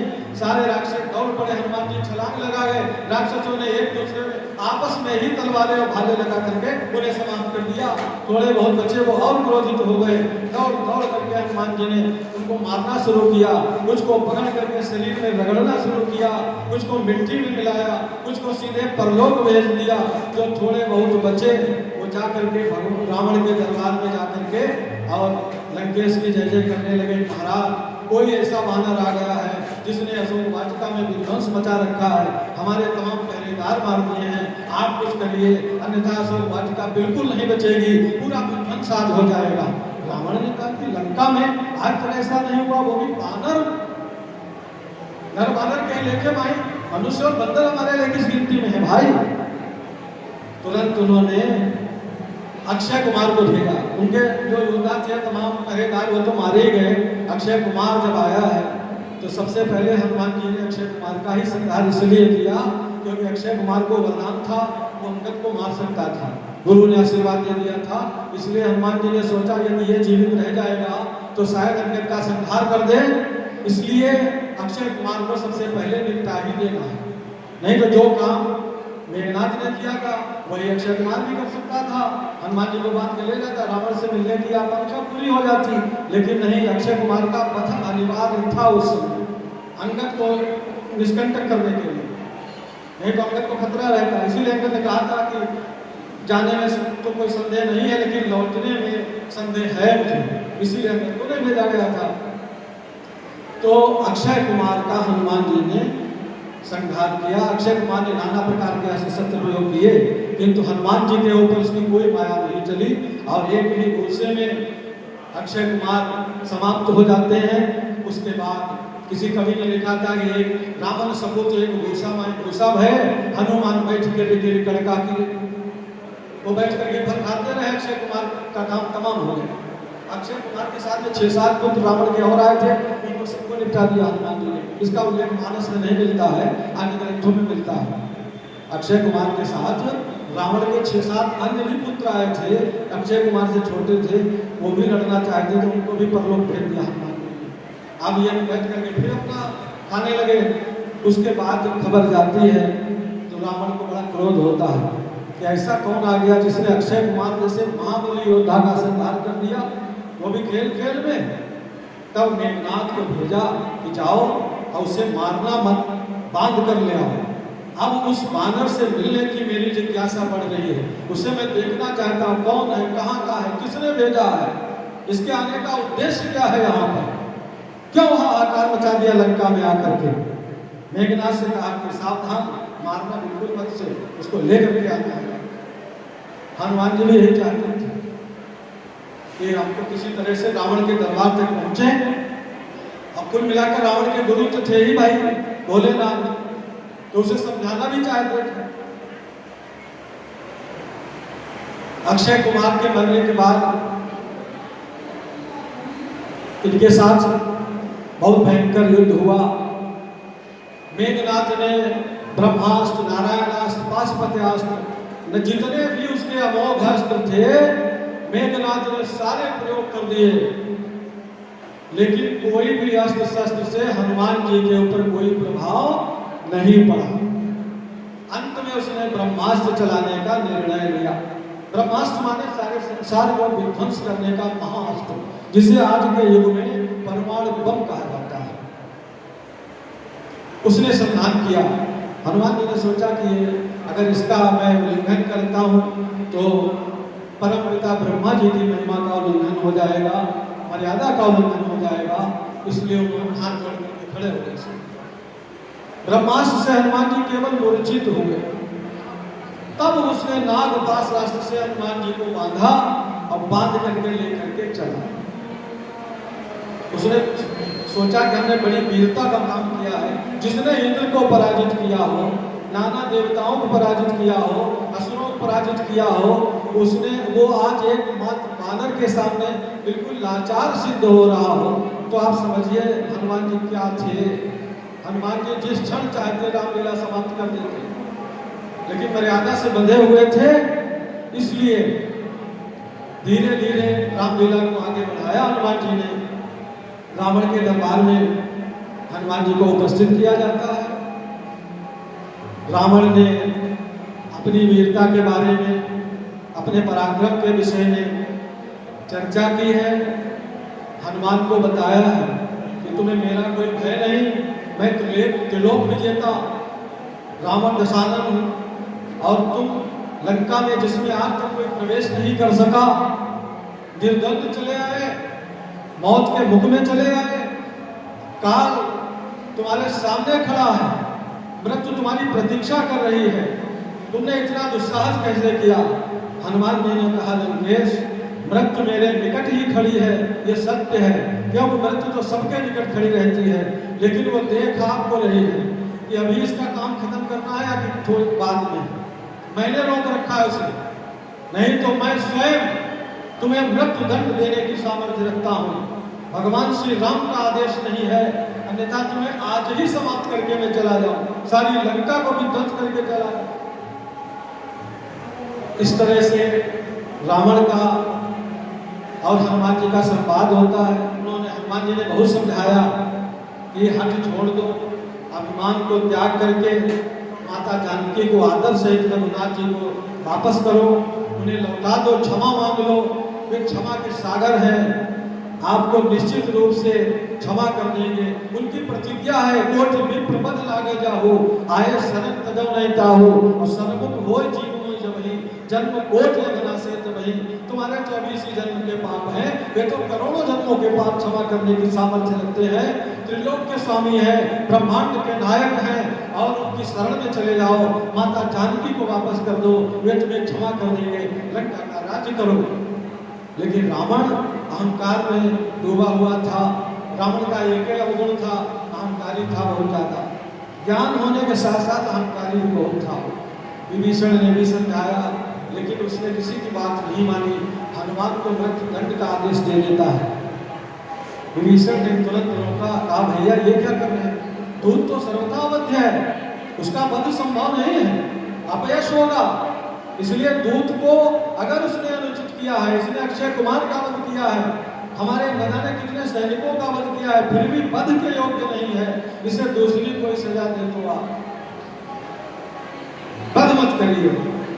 और भी जो उनके प्रहस्त अतिकाय और कितने राक्षस थे, उन्होंने भी निवेदन किया कि प्रभु रावण दशानन महाराज, अगर आपने हनुमान जी का वध कर दिया तो इसे यहाँ किसने भेजा है, इसके आने का उद्देश्य क्या है, इसके द्वारा जो अनेक प्रकार की जानकारी मिल सकती है सारी की सारी समाप्त हो जाएगी, इसलिए इसको कोई और दंड निर्धारित करो। तो उसने कहा कि फिर अंग भंग करके भेज दिया जाए, कम से कम कुछ तो दंड मिलना ही चाहिए। अब हनुमान जी घबराए कि अंग भंग का आदेश देते समय अगर कहीं इसको अपनी बहन शूर्पणखा की याद आ गई और उसने मेरे नाक कान काटने का आदेश दे दिया, तो क्या मैं राम काज करने के लिए लंका में आया हूँ और यहाँ के राक्षसों से अपनी नाक कटवा के जाऊंगा, क्या मुझे दिखाऊंगा भगवान श्री राम को। तुरंत माता सरस्वती का स्मरण किया, माँ एक बार आपने कुंभकर्ण की मत पलटी थी, एक बार आपने मंथरा की मत पलटी थी, आज इस दशानन की बुद्धि को बदलिए। ये अंग भंग के समय इसे शूर्पणखा की नाक का स्मरण ना हो जाए, नहीं तो मैं अपनी नाक कटा के यहाँ से जाऊंगा तो मुंह दिखाने के शायद मैं रह जाऊंगा, रामलीला समाप्त हो जाएगी। इसी तरह हम आप सब संसार में परमात्मा के यहाँ से आए हैं और यहाँ सांसारिक विकार रूपी जो राक्षस हमारे आपके चारों तरफ हैं, इनसे नाक कटवा के भगवान के पास पुनः वापस नहीं जाना है। यही शिक्षा मिलती है सुंदरकांड से। नाक बचाए रखो, पूंछ प्रतिष्ठा है, भले समाप्त हो जाए, कल फिर मिल जाएगी, लेकिन यदि नाक कट गई तो दोबारा नहीं लगेगी।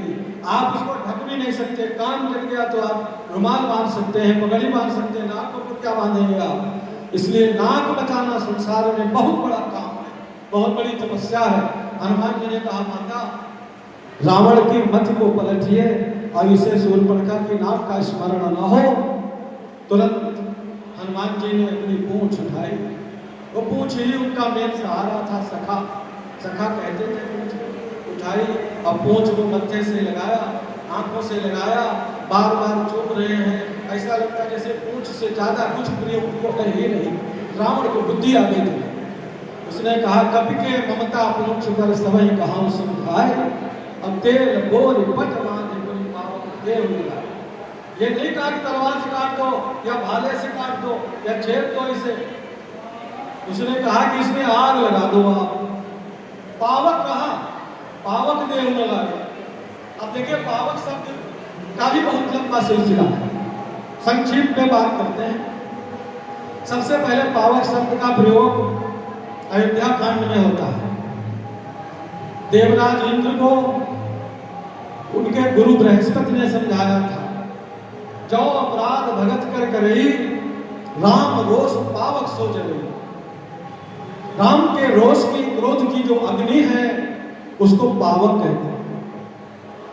उसके बाद फिर गोस्वामी जी आगे जब बढ़ते हैं अरण्य कांड में, तब भगवान श्री राम और माता जानकी एकांत में दोनों बैठे हुए हैं। तब प्रभु ने कहा कि जानकी, अब निशाचरों के विनाश की लीला प्रारंभ होने वाली है, तो आप तब तक के लिए पावक में निवास करें। जानकी भक्ति स्वरूपा है, शांति स्वरूपा है। जानकी जी पावक में निवास करती है। पावक बाहर से तो ज्वलनशील है, किंतु अंदर से बहुत ही शीतल, कोमल और भक्त की रक्षा करने वाली होती है। प्रहलाद का उदाहरण है आप लोगों के सामने। होलिका जली, लकड़ियां जली, प्रहलाद ने पावक लगाई गई थी वहां, तो उसने भी कहा पावक देव लगाए। सीता जी पावक में निवास कर रही है। जबले करो निशाचर नासा, तबले करो तुम पावक में करो निवासा, जबले करो निशाचर नासा। राम जी ने कहा तो पावक में माता जानकी का निवास और माया की सीता उनके साथ में होगी। जो लंका में है वो माया की सीता है। ओरिजिनल सीता को लंका की धरा सहन नहीं कर पाती। पावक में माता जानकी का निवास है। अब देखिए इधर रावण ने आदेश किया तो भी वो कह रहा है पावक देव लगाए, पावक प्रज्वलित कर दो। इसके पूंछ पर कपड़ा तेल सब लपेट करके पावक प्रज्वलित कर दो, ताकि पूंछ जलकर भस्म हो जाए। और ये जब जाएगा तो अपने स्वामी को लेकर के आएगा। फिर मैं उनकी प्रभुताई, उनकी वीरता देखूंगा कि जली क्या है। अच्छा, उसके बाद जब कपड़ा लपेटा गया हनुमान जी की पूंछ के ऊपर, तो उसने तेल के लिए कहा था, तेल गोल पट बांधे। लेकिन लंका वालों ने कहा हमारे यहाँ क्या कमी है किसी चीज, घी भी लाओ। तब घी भी लगाने लगे। तो जब आपकी प्रतिष्ठा रूपी पूंछ को जलाने का समाज प्रयास करेगा तो आपकी पूंछ बढ़ती चली जाएगी, बढ़ती चली जाएगी। हनुमान जी की पूंछ ने विस्तार लिया और सारे नगर में हनुमान जी को घुमाया गया। हनुमान जी ने कहा ये भी ठीक है, सारे नगर का निरीक्षण हो जाएगा और जहां जहां से इस भयंकर अग्निकांड में दान आया है, सहयोग आया है, जिस जिस घर से उसको प्रसाद अवश्य मिलेगा। जिसके घर से कोई सहयोग नहीं आया है उसको मैं कोई प्रसाद नहीं दूंगा। उसमें केवल विभीषण जी का घर था जिसके घर से कोई सहयोग, कोई चंदा नहीं आया था। इसलिए विभीषण का घर छोड़ दिया हनुमान जी ने। विभीषण को उस पावक से कोई हानि नहीं हुई, क्यों भक्त था। त्रिजटा को कोई हानि नहीं हुई, अशोक वाटिका में वो आग नहीं पहुंची। भक्ति स्वरूपा माता जानकी वहां निवास कर रही थी। कपड़े लपेट दिए गए भीते, रहा न नगर बसन घर देला, बाड़ी पूछ दीन कब खेला। वो पावक लगाई, हनुमान जी तो दान में नहीं पाए, हनुमान जी ने आग लगाई ही नहीं। हनुमान जी ने तो देखा कि अरे आग लग गई। पावक जरत देखी हनुमंता, हनुमान जी ने देखा कि पावक प्रज्वलित हो चुकी है और पावक में सीता जी का निवास है।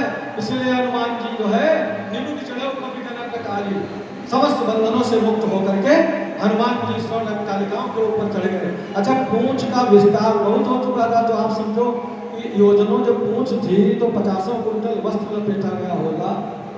तो अब हनुमान जी की पूंछ में जब पावक प्रज्वलित हुई तो उस पावक से हनुमान जी कैसे चल सकते? वहां तो माता स्वयं विराजमान। अच्छा, इसको यहीं छोड़ के थोड़ा सा आगे देखिए, फिर पावक का प्रयोग आता है लंका कांड में। जब रावण का वध हो जाता है, उसके बाद माता जानकी को आदर के सही लाया जाता है। अब वहां तो 2 लोग थे जब पावक में प्रवेश कराया था राम जी ने। यहाँ तो पूरी वानर सेना है, लंका के संभ्रांत नागरिक हैं, विभीषण है, सब है।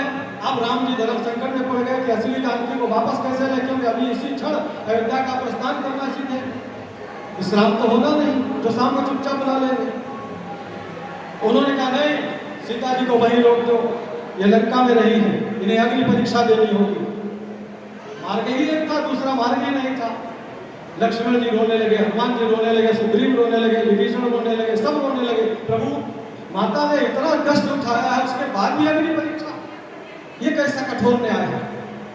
राम ने कहा ना, अग्नि परीक्षा देकर ही एक कदम आगे बढ़ेगा सीता जी का। सीता जी को अवसर मिला, उन्होंने कहा कि जल्दी से हमें भी अपने मौलिक स्वरूप में जाना है और जानकी जी को आना है। इसलिए उन्होंने तुरंत लक्ष्मण जी को बिना रुके आदेश दिया, लक्ष्मण हो धर्म के नेगी, पावक प्रकट करो तुम देवी। अगर आप धर्म के अनुरागी हैं तो तुरंत पावक प्रकट कीजिए। अग्नि नहीं कहा, नाग अनल तमाम पर्यायवाची है, प्रयोग कर सकते थे, लेकिन नहीं। पावक का सिलसिला यहाँ तक है, पावक ही प्रकट की गई, तब माता जानकी जो है उपस्थित होती है। ये पावक का यहाँ से लेकर के वहां तक पूरा सिलसिला है। गोस्वामी जी ने बात, क्यों? गोस्वामी जी ज्ञान के समुद्र है, नहीं तो उनके पास शब्दकोश की कमी है। आज भी मानस के लिए अलग से शब्दकोश बने हैं, इतना विशाल शब्दकोश मानस का है। अब हनुमान जी की पूंछ में आग लगी, पावक प्रचंड हुआ, हनुमान जी कूदे, स्वर्ण अट्टालिका के ऊपर पहुंचे। बहुत संक्षिप्त कर रहा, बहुत ही संक्षिप्त।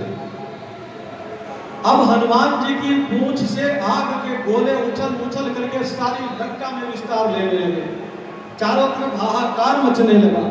नारायण ने देखा कि हनुमान जी लंका जलाने के लिए उद्यत हो चुके हैं। उन्होंने तुरंत पवन देवता को आदेश किया कि जाइए, आपका पुत्र इतना बड़ा कार्य कर रहा है, उसकी सहायता कीजिए।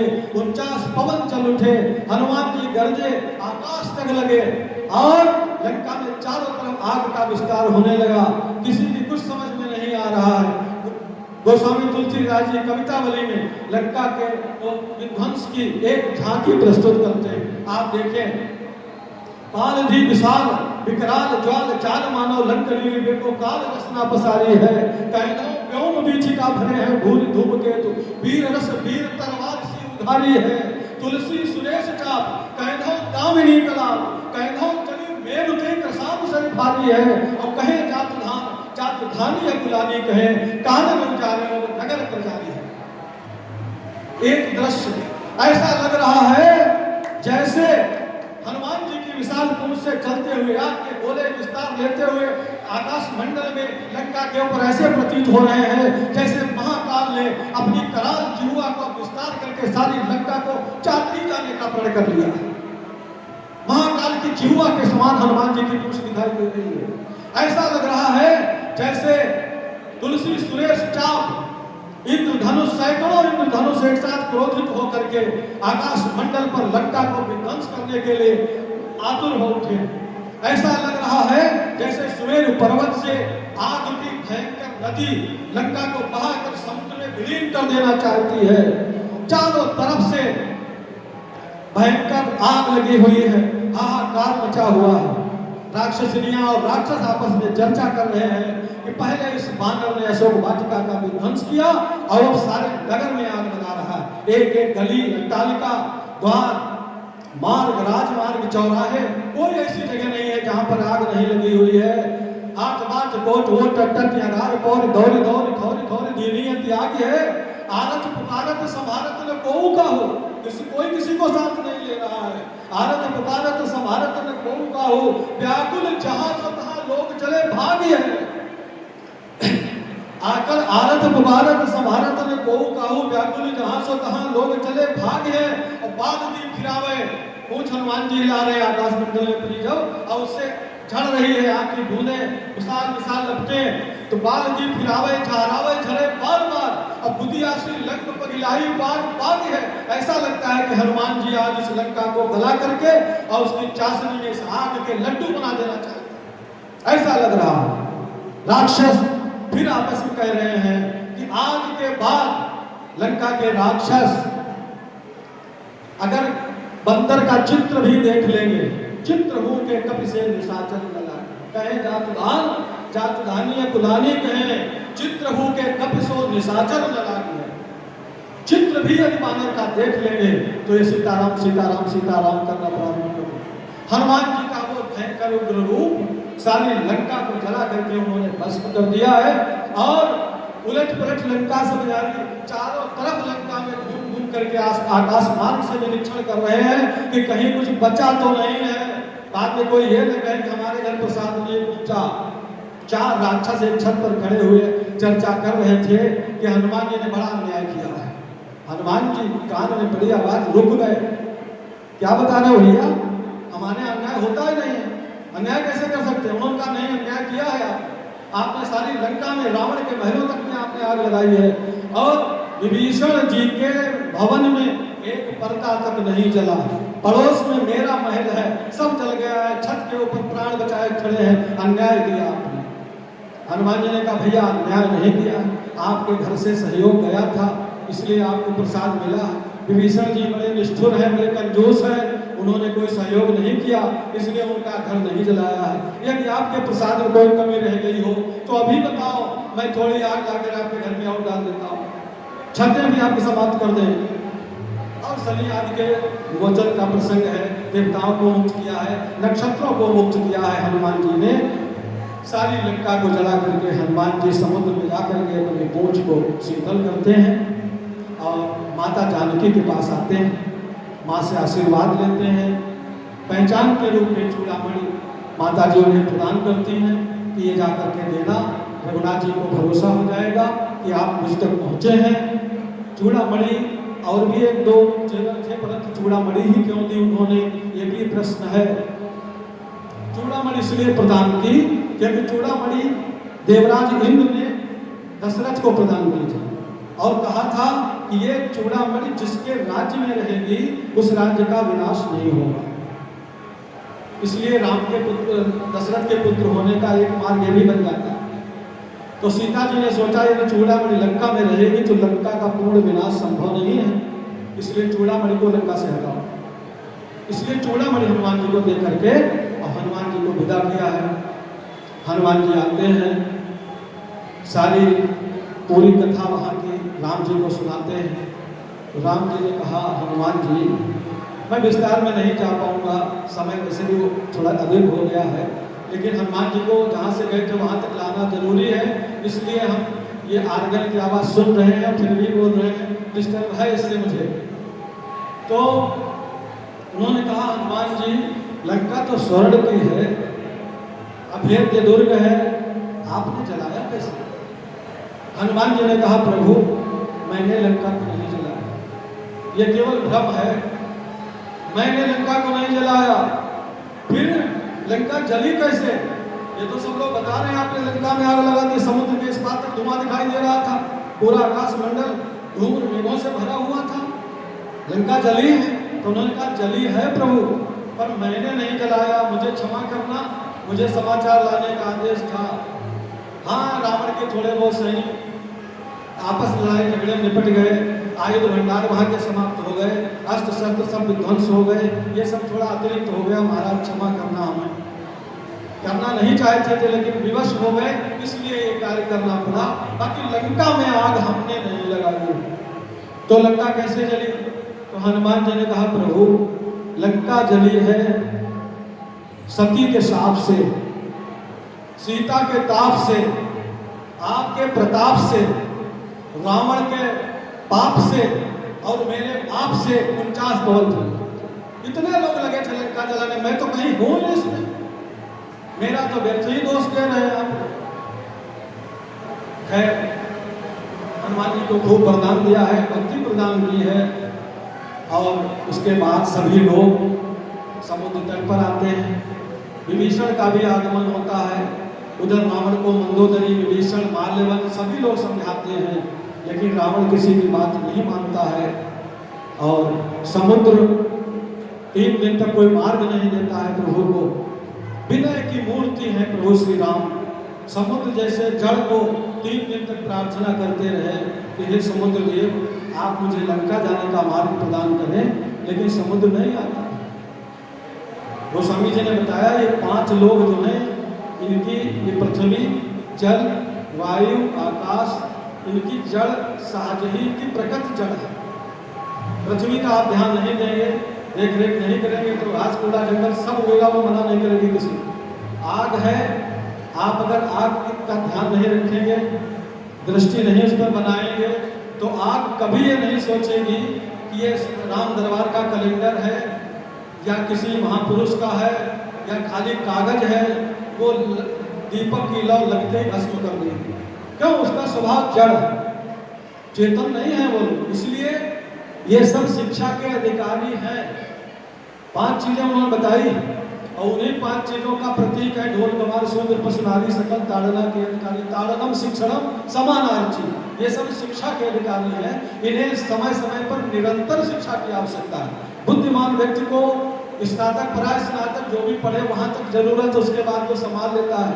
लेकिन जो ये लोग हैं, इनको निरंतर जीवन पर्यंत शिक्षा की आवश्यकता है। मानस में दर्शित किया गया है, ढोल कमार सूत्र पशुनारी सकल ताड़ना के अधिकारी, ये निरंतर शिक्षा के अधिकारी हैं। इनको शिक्षा का सबसे ज्यादा अधिकार है, सबसे ज्यादा आवश्यकता है इनको। समुद्र ने कहा कि मैं तो जड़ हूं महाराज, मुझे क्षमा करो।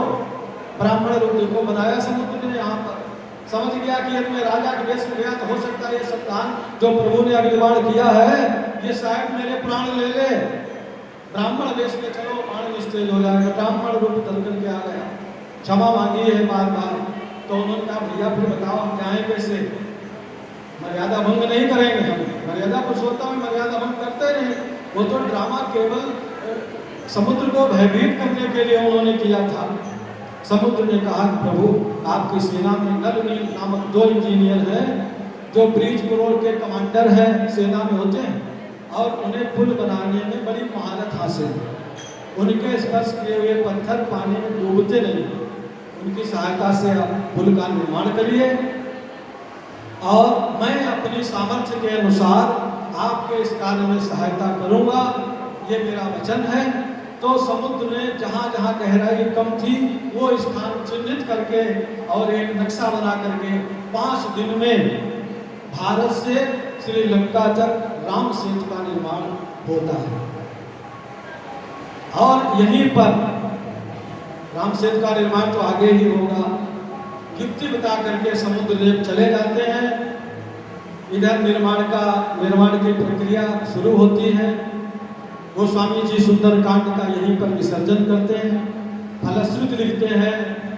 फलश्रुति क्या है सुंदर कांड की? सुमंगलदायक रघुनायक गुणगान सादर सुने तरह भाव सिंधु बिना जल। भगवान श्री राम के सदैव मंगल प्रदान करने वाले इस गुणगान को जो श्रद्धा सहित श्रवण करता है उसको सदैव जीवन में मंगल ही मंगल होता है। ऐसी फलश्रुति सुन करके लिख करके गोस्वामी जी ने सुंदर कांड का विराम किया। और यहाँ हम आप सबने सुंदर कांड की संक्षिप्त और सारगर्भित चर्चा की। कुछ प्रकट कुछ अप्रकट रहस्यों को जानने का प्रयास किया, उनका दर्शन किया और ये परम सौभाग्य हम सबको प्राप्त हुआ। गोस्वामी जी के 529वें जन्मोत्सव के अवसर पर आप सब आए, आप सबका बहुत बहुत आभार। बहुत बहुत धन्यवाद। आप सबको बहुत बहुत बधाई। इस कार्यक्रम को इसी तरह से आगे बढ़ाते रहें और निरंतर गोस्वामी जी की श्री रामचरित मानस का गुणगान करते रहें, प्रभु श्री राम के गुणगान करते रहें, उनकी चर्चा करते रहें और अपने जीवन को धन्य बनाते रहें। एक बार सभी लोग मिल करके हमारे साथ बोलेंगे और फिर हम यहीं पर अपनी वाणी को विराम देंगे। अगले वर्ष की बात अगले वर्ष। नमः पार्वती पतये हर हर महादेव, हर हर महादेव, हर हर महादेव। शांति शांति शांति। राम